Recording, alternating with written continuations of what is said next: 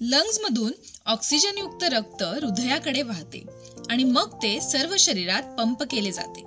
परंतु जेव्हा हृदयाच्या धमन्यांमध्ये अचानक अडथळा येतो आणि पुरेसे रक्त हृदयापर्यंत पोहोचत नाही किंवा रक्ताची गुठळी तुटून धमन्यांमध्ये जाते आणि मग मार्ग ब्लॉक होतो, त्यामुळे हृदयाला ऑक्सिजन मिळत नाही आणि व्यक्तीला हृदयविकाराचा झटका येतो. हृदयविकाराच्या झटक्याला अनेक घटक जबाबदार असतात. ते कोणते ते आता आपण बघणार आहोत. नंबर 1, वय. साधारणपणे 45 वर्षे आणि त्याहून अधिक वयाचे पुरुष आणि 55 आणि त्याहून अधिक वयाच्या स्त्रिया ह्या हृदयविकाराच्या झटक्यासाठी रिस्क फॅक्टर मध्ये असतात. नंबर 2, तंबाखू. तंबाखू आणि धूम्रपानामुळे हृदयाच्या रक्तवाहिन्यांमध्ये वेझोकन्स्ट्रिक्शन होते आणि त्यामुळे हृदयविकाराचा झटका वाढतो. नंबर 3, उच्च रक्तदाब. उच्च रक्तदाबामुळे रक्तवाहिन्या खूप फोर्सने रक्त पंप करत असतात. आता ह्या फोर्समुळे हृदयाच्या रक्तवाहिन्यांमध्ये नुकसान पोहोचते आणि त्यामुळे हृदयविकाराचा झटका येतो. नंबर 4, उच्च कोलेस्ट्रॉल.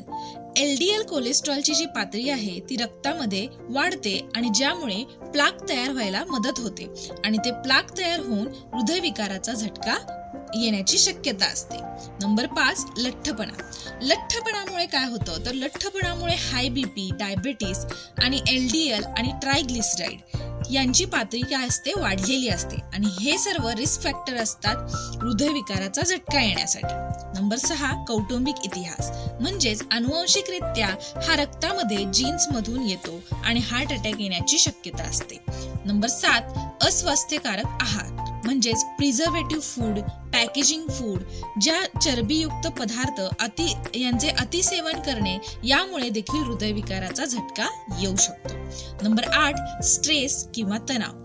खूप जास्त भावनिक तणाव जसे की राग आणि चिंता होत असेल तर त्या लोकांमध्ये देखील हृदयविकाराचा झटका येण्याची शक्यता जास्त असते.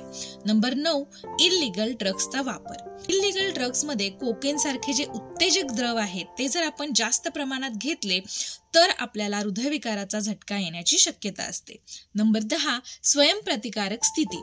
यामध्ये संधिवात किंवा ल्युपस सारखी जी स्थिती आहे ह्या स्थितींमुळे हृदयविकाराचा धोका वाढतो आणि रिस्क तयार होते की त्याला हार्ट अटॅक येऊ शकतो. तर ही होती हृदयविकार होण्याची काही कारणे किंवा रिस्क फॅक्टर.